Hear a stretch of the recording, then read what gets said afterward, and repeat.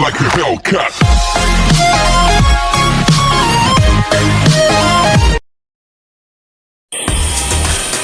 Assalamualaikum warahmatullahi wabarakatuh. Selamat berjumpa kembali dengan saya Bapak Franky Yusuf. Bagaimana kabar kalian semua di rumah? Masih tetap sehat, tetap semangat dalam belajar? Baik, pada hari ini Bapak akan menemani kalian dalam mempelajari tentang pelajaran pendidikan jasmani, olahraga dan kesehatan. Nah, untuk memulai pelajaran kita pada hari ini, jangan lupa mempersiapkan alat tulisnya ataupun LKS yang telah dibagikan. Pada hari ini kita akan mempelajari tentang kebugaran jasmani. Nah, sebelum kita mempelajari kebugaran jasmani, perlu adik-adik ketahui bahwa kebugaran jasmani yang pertama kita harus mengetahui dulu konsepnya apa saja.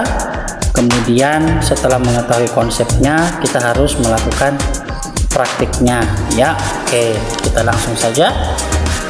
Yang pertama adalah pengertian kebugaran jasmani. Pengertian kebugaran jasmani adalah kesanggupan dan kemampuan tubuh melakukan penyesuaian terhadap pembebanan fisik yang diberikan kepadanya, seperti bekerja sehari-hari tanpa menimbulkan kelelahan dan atau berlebihan yang dapat menikmati waktu luangnya ya. Nah, di sini ada. Kemudian lanjut, kita bentuk-bentuk latihan kebugaran jasmani ya. Secara umum, kebugaran jasmani merupakan kegiatan atau aktivitas ya, kegiatan atau aktivitas untuk menyehatkan tubuh manusia. Jadi semakin kuat kebugaran jasmani seseorang, maka semakin kuat juga daya tahan tubuhnya. Oke. Nah, lanjut. Untuk materi latihan kecepatan. Nah, latihan kecepatan itu terbagi atas 3 kategori. Yang pertama yaitu latihan interval. Nah, apa saja latihan interval? Yang pertama yaitu menempuh jarak yang relatif pendek, misalnya jarak 40 meter ya. Jadi latihan intervalnya itu bisa bermacam-macam jaraknya, bisa 20 meter, 40 atau 50 meter. Yang kedua adalah lari akselerasi, meliputi ada 2. Yang pertama kombinasi lari pelan dan lari cepat.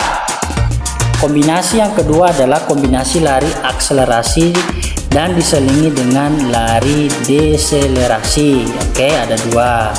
Nah, yang ketiga adalah lari naik ya, lari naik turun gunung atau turun bukit. Nah, biasanya kalau kalian melihat atau pernah ke bukit, ke perbukitan, biasanya iseng ya, suka bermain dengan teman-teman lari atau naik turun bukit. Nah, di sini terbagi atas 2. Yang pertama adalah lari naik bukit bertujuan mengembangkan kekuatan otot tungkai. Yang kedua adalah lari turun bukit bertujuan melatih kecepatan frekuensi gerakan kaki ya, jadi menguji sampai di mana kekuatan kaki. Oke, kita lanjut saja, yaitu latihan daya tahan tubuh. Nah, daya tahan tubuh adalah kemampuan tubuh untuk menahan beban dalam jangka waktu lama tanpa menimbulkan kelelahan. Nah, di sini ada beberapa gambar yang bisa kita praktekkan langsung. Nah, atau biasa kalian lari pagi ya. Biasanya setelah lari pagi atau sebelum lari pagi melakukan pemanasan atau sesudahnya. Nah, di sini ada seperti push up, squat jump ya, step up atau jam longar, itu bisa kalian lakukan di rumah. Nah, ini ada gambar di mana ada binaragawan melakukan latihan atau contoh latihan daya tahan tubuh ya. Oke, lanjut. Latihan kelincahan. Nah, apa itu latihan kelincahan? Perlu kita ketahui bahwa latihan kelincahan adalah kemampuan seseorang untuk dapat mengubah arah dengan cepat dan tepat pada waktu bergerak tanpa kehilangan keseimbangan. Nah, di sini ada gambar nomor 1 dan gambar nomor 2. Nah, Ini pasti pernah kalian lakukan ketika kalian bermain tali biasanya ya, dari karet atau bahan-bahan elastis. Di sini ada lompat tali. Nah, ini biasanya yang disebut dengan kelincahan, di mana memperhitungkan lompatan kita untuk menjaga keseimbangan ya. Oke, kita lanjut. Latihan kekuatan. Nah, latihan kekuatan sendiri itu terbagi atas 4 kategori. Yang pertama adalah kekuatan otot, kemudian kekuatan punggung, ada kekuatan kaki, dan juga yang terakhir adalah kekuatan lengan. Nah, ini biasanya kalian bisa praktek atau biasanya kita lakukan di pagi hari dalam keadaan kita mau berolahraga ya, dimana untuk kekuatan otot bisa dilakukan dengan push up, kemudian ada latihan kaki juga, bisa naik turun kursi atau bisa naik juga naik turun bukit ya. Nah, kemudian otot punggung ini juga bisa dilakukan di rumah. Kemudian ada kekuatan latihan otot lengan ya, atau mengangkat sesuatu benda atau barbel, itu bisa dilakukan di rumah. Oke, kita lanjut. Latihan bentuk kelentukan. Apa itu latihan bentuk kelentukan? Latihan kelentukan yang sifatnya statistis adalah latihan kelentukan tidak dengan gerakan berulang-ulang ya. Jadi ini biasanya kita praktekkan ketika kita senam ya, ketika kita senam atau melakukan pemanasan terlebih dahulu dalam melakukan aktivitas senam atau olahraga lainnya. Oke, lanjut.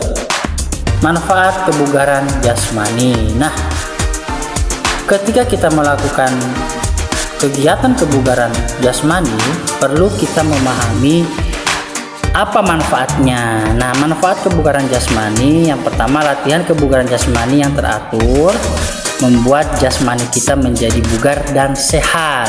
Nah, ini contoh manfaat yang bisa kita dapatkan, yaitu pertama, jantung kita, paru-paru, otot sendi menjadi kuat ya, jadi semuanya sehat.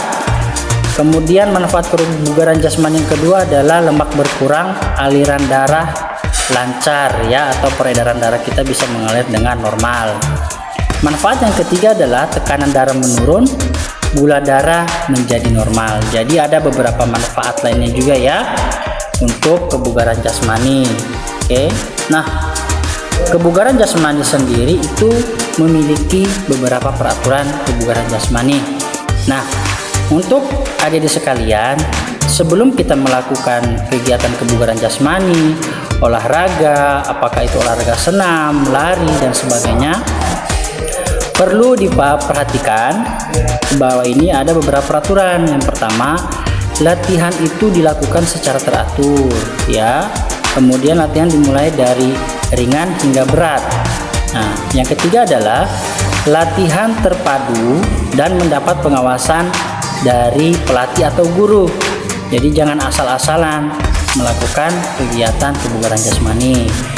Yang keempat adalah antara latihan, istirahat, dan makanan harus seimbang ya. Jadi kita harus seimbang, olahraganya seimbang, istirahatnya seimbang, dan pola makan juga harus seimbang. Dan yang terakhir adalah perlu diadakannya tes pengukuran kesegaran jasmani. Jadi perlu diadakan tesnya, contoh tes paru-paru, tes jantung, tes aliran darah. Nah, ini bisa kita lakukan di rumah atau mungkin setelah beberapa hari, beberapa minggu, atau beberapa bulan bisa dicek ke rumah sakit atau ke puskesmas terdekat sampai di mana kebugaran jasmani dalam tubuh kita ya. Nah, itulah materi singkat dari Pak Yusuf hari ini. Jangan lupa untuk adik-adik tetap sehat di rumah. Untuk tugas kalian bisa membuka LKS. Yang pertama adalah tugas tentang menuliskan sejarah awal adanya tentang kebugaran jasmani ya. Yang kedua adalah sebutkan pengertian kebugaran jasmani sesuai dengan pemikiran kalian ya. Dan yang ketiga adalah silakan mengerjakan soal pilihan ganda sesuai dengan aktivitas kebugaran jasmani itu bisa kalian buka pada halaman 30.